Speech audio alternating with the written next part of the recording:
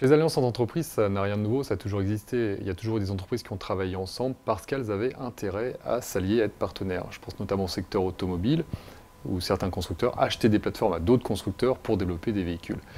Mais cette relation, ce type d'alliance est un modèle qui est assez classique, et aujourd'hui on voit qu'on a des nouvelles formes d'alliances qui apparaissent. Et des nouvelles formes d'alliances, c'est-à-dire qu'on va sortir du couple classique fournisseur-client vers des alliances où on se met ensemble parce qu'on a quelque chose à partager. Et ce qui est intéressant, c'est que ça a un triple intérêt. Ça permet de mieux connaître ses partenaires, donc de développer de l'innovation, de développer de la recherche, de développer parfois des idées nouvelles. Ça permet de faire des économies financières, puisque quand on partage par exemple une logistique, un outil de production, voire des compétences humaines, on peut très bien imaginer, et c'est le cas de Venetis, de partager un expert comptable ou une secrétaire ou un homme à la production 2-3 jours par semaine.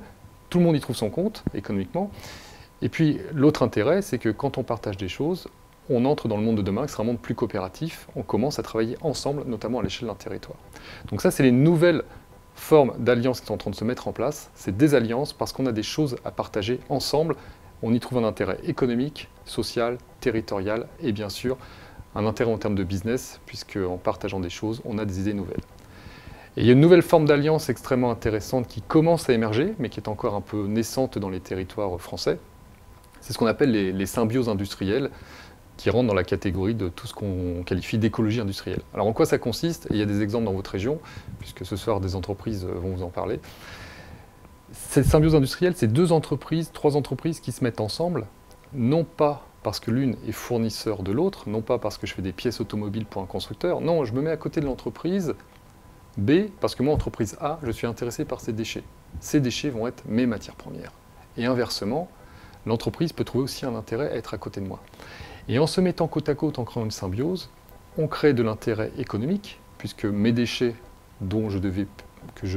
qui étaient une charge pour lesquels je devais payer pour les éliminer, deviennent une matière première pour quelqu'un d'autre, une ressource. Je peux les vendre, les valoriser ou les donner, mais c'est une charge financière en moins. Et pour l'autre entreprise, ça lui permet de réduire ses circuits d'approvisionnement et aussi de découvrir un nouveau savoir-faire. Et quand vous mettez 2 entreprises de ce type côte à côte, généralement, on arrive à une innovation, à des produits nouveaux. Autre exemple, une bioraffinerie à Reims. 3 entreprises agroalimentaires se mettent ensemble. Pourquoi? Pour arriver à fabriquer ce qu'on appelle de l'acide succinique, produit dérivé du pétrole habituellement. Et en se mettant ensemble, ces 3 entreprises arrivent à produire cet acide à base de betterave. Innovation qui n'aurait pas eu lieu si elles n'avaient pas été ensemble. Donc ça, c'est une alliance très forte d'innovation. Et on voit aussi des alliances de symbiose extrêmement courantes et simples, où une entreprise qui fabrique du froid, un Stef TFE par exemple, ou un autre logicien du froid, se met à côté d'une entreprise qui a des serveurs informatiques, des hangars de serveurs qui chauffent énormément. La chaleur de l'un chauffe les bureaux de l'autre, et le froid du second permet de refroidir les serveurs informatiques. On est dans ce qu'on appelle des symbioses, des alliances nouvelles, et qui se développeront pour des raisons écologiques, économiques, territoriales et de compétitivité, bien évidemment. L'intérêt dans ce phénomène, c'est le changement de vision, une vision plus complexe. On va passer d'une vision verticale où l'entreprise nouait des alliances dans un intérêt de client à fournisseur, à une vision plus horizontale où on se allie avec d'autres entreprises, on se met ensemble, on crée une forme de coopération parce qu'on a tous intérêt à travailler ensemble. Quelque part, on recrée un écosystème. Quand on parle de symbiose, c'est ni plus ni moins que des écosystèmes économiques où les entreprises se mettent ensemble, non pas parce qu'il y en a une qui domine les 3 autres, mais parce que tout le système ensemble fonctionne et tout le monde y trouve un intérêt à faire partie de ce système. Et là, on rentre dans la vision complexe du fait que seul, je ne peux pas vivre dans un contexte économique difficile ou international extrêmement agressif. Et c'est parce que nous sommes tous les 3, tous les 4 ensemble, que nous sommes forts et que nous allons vivre dans ce contexte. On s'auto-nourrit ensemble, et ensemble, on va innover, on va développer des partenariats, des synergies, des économies, de l'innovation. Donc ça, c'est extrêmement important. Et à l'échelle du territoire, c'est loin d'être négligeable, parce que si les entreprises développent ces symbioses, développent ces alliances locales, elles vont créer de l'emploi, créer de la richesse locale, créer de l'attractivité en termes de compétences, en termes de recrutement, et donner une image de dynamisme régional qui permettra d'attirer des nouvelles compétences, de l'innovation. Bref, on devient à nouveau un territoire attractif, c'est tout ce qu'on appelle l'économie de la proximité, et c'est à la fois écologique, puisqu'on réduit les circuits de transport, c'est à la fois socialement responsable, puisqu'on crée de l'emploi, et puis nos collaborateurs sont très heureux de travailler en local avec des entreprises voisines, ça donne du sens, et on sait combien nous avons besoin de sens aujourd'hui dans l'économie. il ne faut pas considérer les alliances territoriales, les alliances locales, comme une solution par défaut à une crise économique internationale.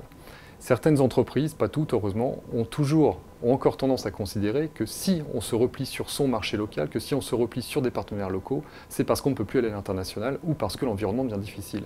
Eh bien, c'est tout le contraire en fait. C'est parce qu'on est dans une entreprise qui est tournée vers l'international qu'on doit se renforcer sur le local. C'est une démarche assez complexe, on va dire, propre à Edgar Morin, c'est d'arrêter d'opposer le local et l'international. C'est dans une conjoncture économique difficile, mondialisée, et qui restera mondialisée, globalisée, quelles que soient les évolutions à très court terme, l'entreprise a tout intérêt à être plus forte dans son territoire pour éventuellement aller à la conquête de marchés nationaux ou internationaux, ce qui n'est pas une obligation. Mais si elle le souhaite, elle a tout intérêt à s'appuyer sur un réseau d'entreprises locales très fortes, complémentaires, avec lesquelles elle peut développer des symbioses, pour aller conquérir de nouveaux marchés. C'est le cas des acides succiniques dont j'ai parlé tout à l'heure, qui ouvrent de nouvelles perspectives aux entreprises. Cette vision complexe et complémentaire, où on arrête d'opposer les choses, a un triple intérêt économique, enfin un triple, même un quadruple. Ça permet d'une part de relocaliser les activités, et quand on relocalise, on crée de l'emploi, on dynamise son territoire, on crée aussi une certaine forme d'affection ou d'appartenance des collaborateurs à leur entreprise, parce qu'ils sont fiers de travailler avec des entreprises partenaires de leur région. Et puis, c'est une autre force, cette vision d'alliance locale, territoriale, c'est qu'on crée de l'attractivité, parce qu'on crée des pôles d'entreprises complémentaires qui vont pouvoir attirer des talents. On l'a vu dans la région du Grand Ouest depuis une vingtaine d'années, le nombre de compétences parisiennes ou autres qui viennent dans nos régions, parce qu'il y a un cadre, une qualité de vie, un dynamisme territorial.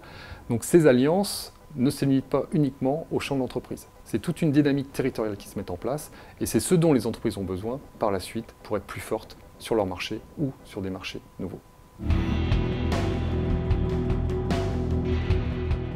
D'une manière plus générale, si on veut ouvrir la discussion au changement actuel, ce qui est intéressant, c'est que ces alliances collaboratives, ces alliances, ces symbioses industrielles qui se mettent en place, sont typiquement les prémices du monde de demain. Ce que je veux dire par là, c'est que le monde d'aujourd'hui est en train de changer considérablement. On va changer de modèle économique, on va changer de modèle social, sans parler de la place que la nature doit reprendre dans notre société et dans nos vies quotidiennes. On peut résumer grossièrement en disant qu'on va passer d'un monde compétitif à un monde plus coopératif. Le monde de demain sera moins compétitif et plus coopératif. Ça paraît simple, mais cette petite phrase change tout. C'est-à-dire que les entreprises qui aujourd'hui ont compris qu'on pouvait partager les choses et qu'en partageant on ne s'affaiblit pas, au contraire on se renforce, qu'en donnant on ne perd pas forcément, eh bien ces entreprises s'inscrivent dans le monde de demain qui sera un monde collaboratif à tous les niveaux, à tous les étages.